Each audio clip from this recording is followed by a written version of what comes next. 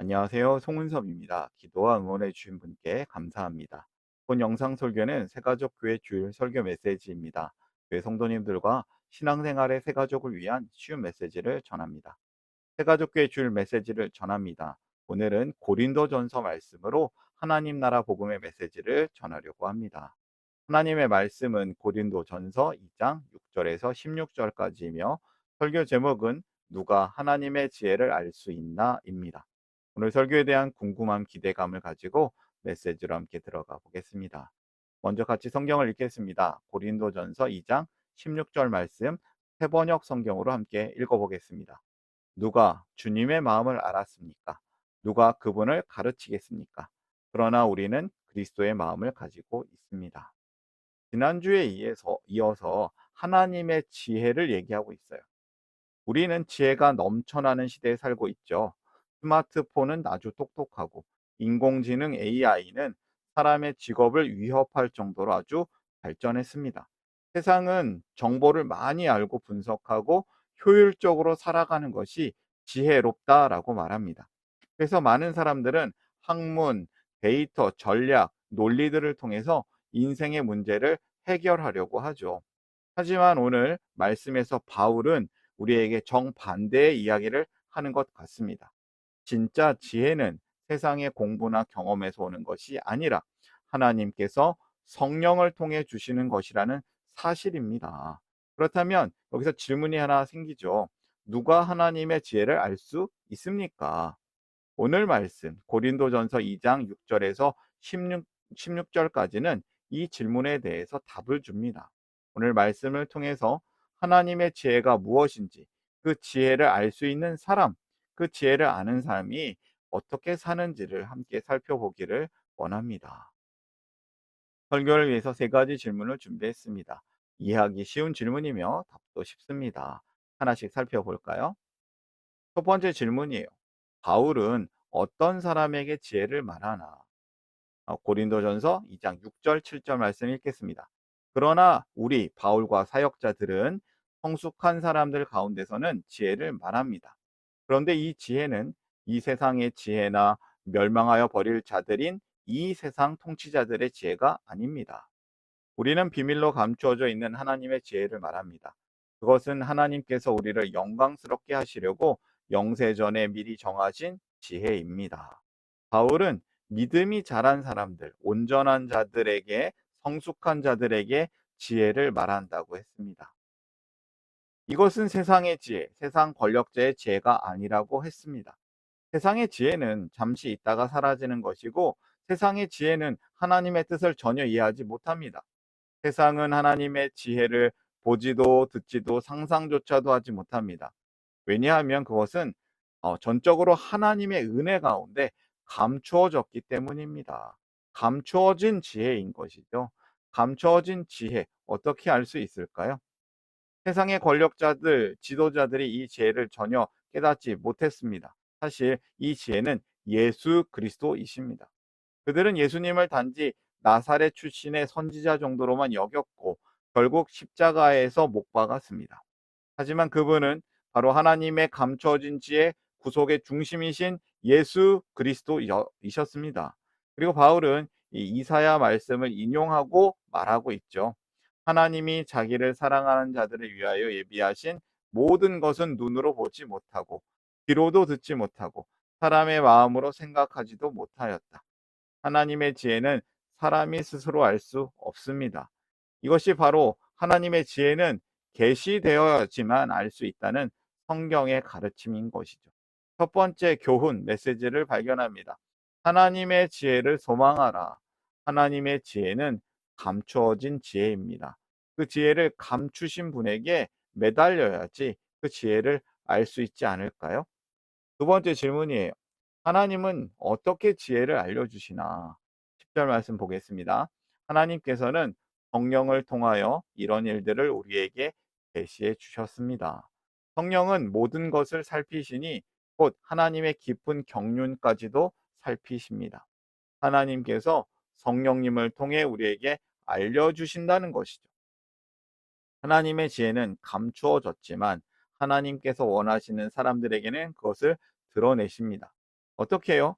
하나님께서 성령님을 통해 알려주신다라고 했습니다. 여기서 우리는 중요한 교훈을 얻을 수 있죠. 성령님이 아니고서는 하나님의 깊은 뜻을 아는 것이 불가능하다는 것입니다. 오직 하나님의 영으로만 알 수 있는 것이죠. 우리는 어떤 사람이 성경 지식이 많으니까 신앙이 깊겠지라고 생각합니다. 그러나 바울은 분명히 말합니다. 지식이 아니라 성령님을 통해서만 진리를 깨달을 수 있다는 것입니다. 사람 속에 있는 그 사람의 영이 아니고서야 누가 그 사람의 생각을 알 수 있겠습니까? 이와 같이 하나님의 영이 아니고서는 아무도 하나님의 생각을 깨닫지 못합니다라고 말합니다. 이처럼 하나님의 깊은 뜻은 성령님이 아시며 우리에게 그 뜻을 알도록 가르쳐 주시는 분도 바로 성령님이십니다. 하나님은 그분의 뜻과 계획, 그 진리를 사람에게 알려주시기 위해서 성령님을 보내신 것입니다. 성령님은 우리 마음속에 계신 하나님이신데요. 우리의 그 깊은 것도 아시지만 하나님의 그 깊은 것을 알려주시는 분이십니다.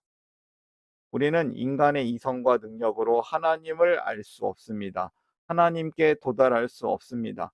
하나님께서 자신을 성령으로 드러내실 때만 알 수 있는 것이죠.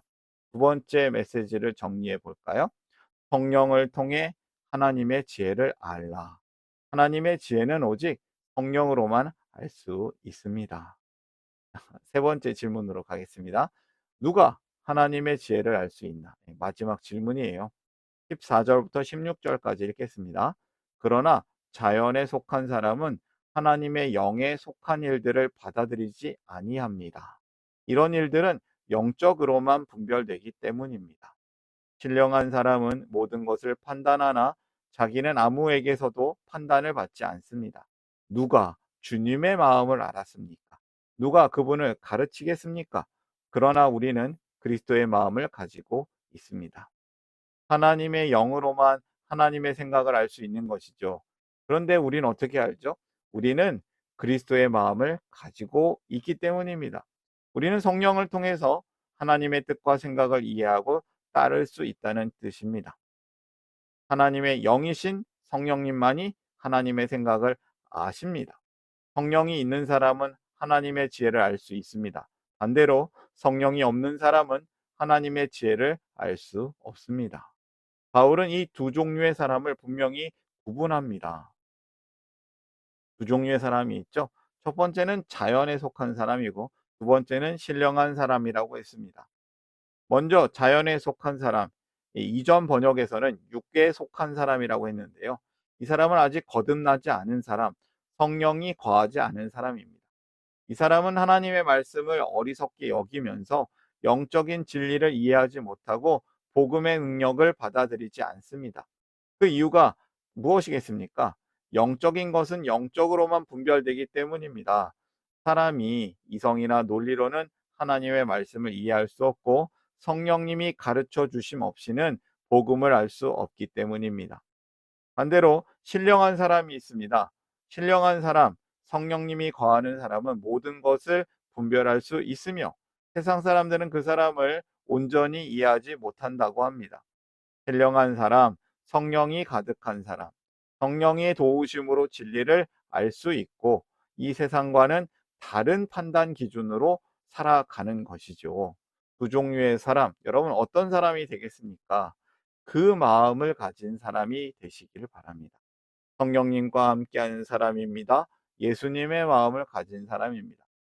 바울은 이 16절에서 이 말씀들을 마무리하면서 놀라운 말을 하고 있습니다. 성도들의 정체성을 알려줍니다. 그러나 우리는 그리스도의 마음을 가지고 있습니다. 우리는 주님의 마음을 가질 수 없을 것 같지만 성령께서는 우리 마음 속에서 함께 하실 때 우리는 그리스도의 마음을 품을 수 있습니다. 이것은 거듭남의 결과이며 성령의 인도하심으로 가능한 일입니다. 성령 하나님은 단지 진리를 가르쳐 주는 선생님 이상이며 우리 안에 임하셔서 생각과 마음과 삶 전체를 변화시키시는 분이십니다. 하나님의 지혜를 아는 자, 성령님을 통해서 진리를 깨달은 자는 이제 예수님의 마음을 가진 자로서 살 수 있습니다. 이 말은 단순히 예수님의 감정만 느낀다는 뜻이 아닙니다. 예수님의 생각, 예수님의 관점, 예수님의 삶의 모습, 삶의 태도, 하나님의 뜻을 아는 그 모든 방향성들이 우리 안에 함께 있다는 뜻이죠. 세 번째 교훈을 정리합니다. 그리스도의 마음으로 살라. 성령님과 함께할 때 하나님의 지혜로 살 수 있습니다. 오늘의 메시지, 성령님을 얘기하고 있습니다. 세 가지를 정리해 볼까요? 첫 번째, 하나님의 지혜를 소망하라. 하나님의 지혜는 감추어진 지혜입니다. 어떻게 알죠? 두 번째, 성령님을 통해 하나님의 지혜를 알라. 하나님의 지혜는 오직 성령으로 알 수 있습니다. 세 번째, 예수님의 마음으로 살라. 성령님을 통해서 그리스도의 마음으로 살 수 있습니다. 하나님, 성령님, 예수님의 이야기로 정리할 수 있는 것입니다. 하나님의 지혜를 소망하는 것이고요. 성령님을 통해 하나님의 지혜를 알아야겠고요. 예수님의 마음으로 우리는 살 수 있습니다. 이것이 하나님의 은혜입니다. 오늘 메시지를 마음에 담고 함께 기도하기를 원합니다. 삶으로 결단하면서 함께 기도하기를 원합니다. 함께 기도합니다. 당신의 선한 일을 위하여 우리를 작품되게 하시고 새로운 가족 되게 하시고 새로운 삶을 살게 하시네. 사랑의 하나님 아버지, 우리가 하나님의 지혜를 소망하기를 원합니다. 그리고 성령님을 통해 하나님의 지혜를 더욱 알기를 원합니다. 하나님의 지혜를 알고 예수님의 마음으로 이 깨어진 세상을 함께 살아내기를 기도합니다. 하나님이 주시는 지혜에 집중하게 하여 주시옵소서. 모든 말씀 예수님의 이름으로 기도드립니다. 아멘. 하나님 나라 여기 있네. 하나님 나라 함께 사네. 예수님 노래합니다. 예수님 찬양합니다.